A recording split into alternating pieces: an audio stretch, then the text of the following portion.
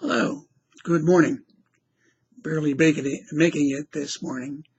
Um, however, we go on to the 27th Sunday of Ordinary Time, beginning with the Genesis, chapter 2, verses 18 to 24.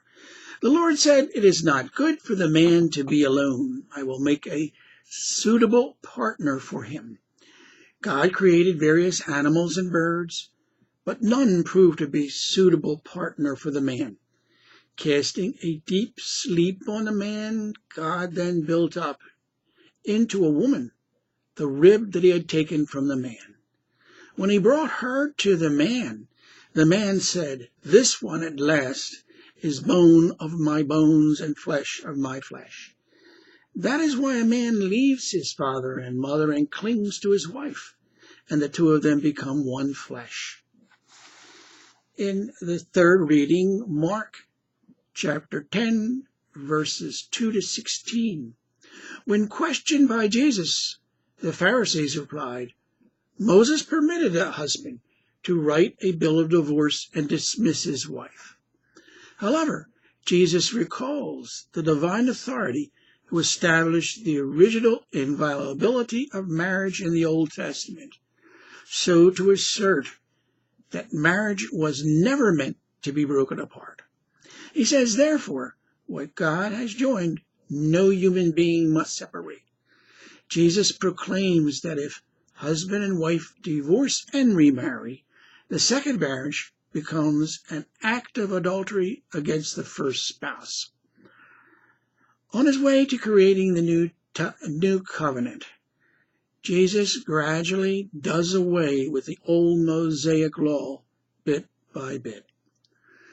In John chapter 13, verses 34 to 35, Jesus says, "I give you a new commandment.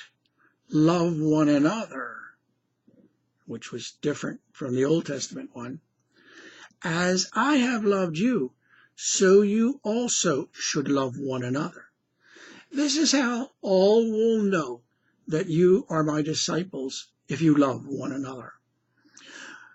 Though Jesus reminds everyone of the making of woman from man's rib, he is fundamentally asserting the inviolability, sacredness of marriage, that it comes from the love that he has given us, which is the measure of the love that we must have for one another. In 1 Corinthians chapter 7, the entire chapter 7, verses 1 to 40, Paul gives a practical discourse on marriage and virginity, in which he makes it clear that if we choose to daily live by our faith in Christ, that is, to truly belong to Christ, then we must live in love as Christ is love, so that not only not breaking our bonds of marriage, but to daily live our marriage in Christ's love. For this natural world, having sex is for the continuation of the species in the here and now. For the natural world, the concept of eternal love is non-existent because there is no eternity. Nature just wants to keep things going as long as they can be kept going naturally, for just as long as that works. In the second reading, Hebrews chapter 2, verses 9 to 11, it says, "He who consecrates and those who are being consecrated all have one origin. He makes us, who are of the flesh of this earth, a holy people, whom he can call his brothers and sisters."